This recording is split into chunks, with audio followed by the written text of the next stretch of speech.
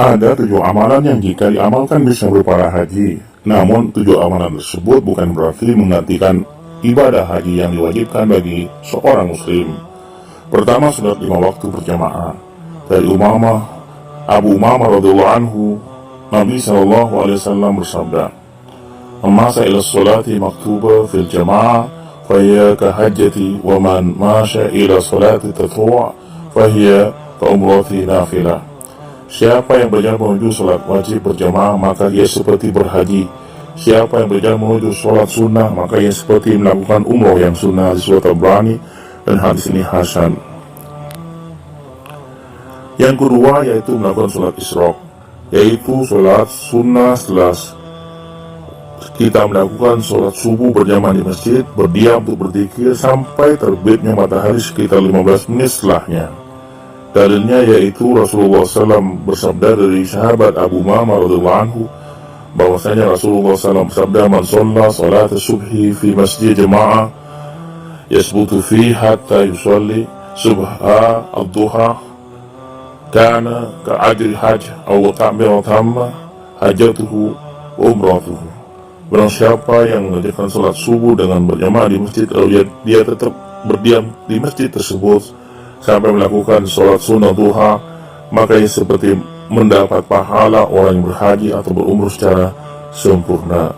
Mungkin pas ada kajian di sholat subuh sampai terbit matahari 15 menit setelahnya, atau pas waktu tasrik, silakan sholat 2 rakaat, pahalanya sangat besar sekali, seperti berhaji. Ya. Yang ketiga, menghadiri majelis ilmu di dalam masjid. Kalau online bagaimana? Nggak dapat pahala seperti berhaji, pahalanya haji. Dari Abu Umamah radhiyallahu anhu, Nabi SAW bersabda, "Man ghada ila masjid la yuridu illa yata'allama khairan ay yu'allimu, kana lahu ka ajri hajj tamma hajjatuhu." Siapa yang berangkat ke masjid, dia inginkan hanyalah untuk belajar kebaikan atau belajar ilmu, atau mengajarkan kebaikan atau ilmu di majelis ilmu, yang akan mendapatkan pahala haji yang sempurna. Hajinya, hadis Tabrani, riwayat Tabrani, dan juga diterangkan di sini hadis ini hasan sahih. Yang keempat, banyak membaca tasbih, tasmid, dan takbir setelah sholat. Ada diterangkan di sini dari sahabat Abu Hurairah radhiyallahu anhu, bahwasanya Rasulullah SAW bersabda, "Ja'al fuqara ila Nabi SAW, فقال ذهب أهل الدثور من الأموال بالدرجات العلى والنعيم والمقيم يصلون كما نصلي ويصومون كما نصوم ولهم فضل من الأموال يهجون بها ويتعمرون ويجاهدون ويتصدقون. قال ألا أهدتكم بالأمر أتم به أدركتم ما سبقكم ولم يدركم أهل بعدكم وكنتم خيرا من أنتم بين ظهر إلا من عمل مثله تسبحون وتحمدون وتكبرون خلف كل صلاة 33. فتلفنا بيننا فقال بعضنا نسبح 33 ونحمد 33 ونكبر 34. فرجعت إلى فقال تقول سبحان الله والحمد لله والله أكبر حتى يكون منهن كلهن 33. Ada orang miskin ketika itu datang menghadap Rasulullah SAW. Mereka berkata, orang-orang kaya itu pergi membawa derajat yang tinggi ya Rasulullah SAW, dengan kenikmatan kekal. Mereka sholat sebagaimana kami sholat, mereka puasa sebagaimana kami puasa, dan mereka memiliki kelebihan harta sehingga bisa berhaji, berumrah, berjihad, serta bersedekah.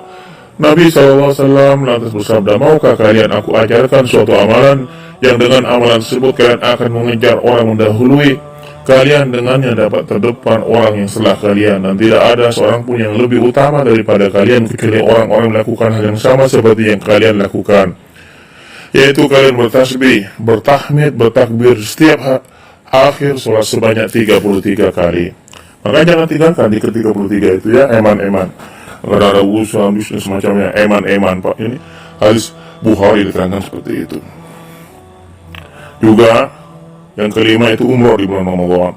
Dari Ibnu Abbas radhiyallahu anhu berkata, Rasulullah SAW bersabda, "Memanaka anta hajja ma'ana Apa alasannya kamu sekian tidak ikut berhaji bersama kami? Ada seorang wanita tidak ikut haji bersama Rasulullah SAW. Maka Rasulullah SAW bertanya, apa alasanmu sehingga tidak ikut berhaji bersama kami? Wanita itu menjawab, aku punya tugas untuk memberi minum pada seekor unta, di mana unta tersebut ditunggangi oleh ayah fulan dan anaknya, ditunggangi suami dan anaknya.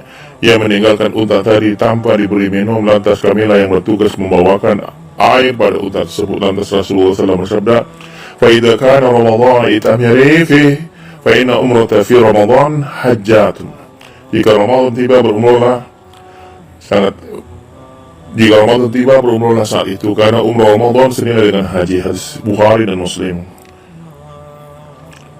Diterangkan pula dalam hadis lewat Bukhari yang lain, fa inna umrata fi Ramadan taqdi hajjatan ma'i. Sesungguhnya umrah di bulan Ramadan seperti berhaji bersama Rasulullah SAW.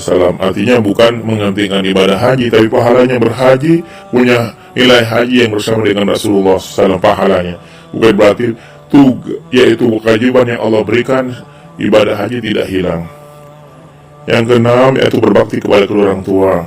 Yaitu kepada orang tua, ada seorang yang mendatangi Rasulullah SAW yang waktu itu sangat ingin pergi berjihad, namun tidak mampu melakukan bersama Rasulullah SAW.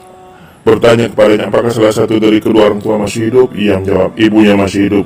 Rasul pun berkata kepadanya, bertakwalah kepada Allah dengan berbuat baik kepada ibumu.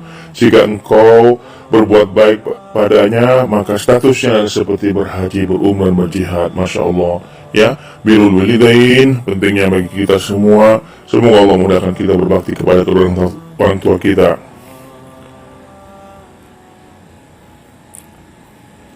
Bertekad untuk berhaji, ya, karena siapa yang memiliki uzur namun punya tekad kuat, sudah usaha untuk melakukannya.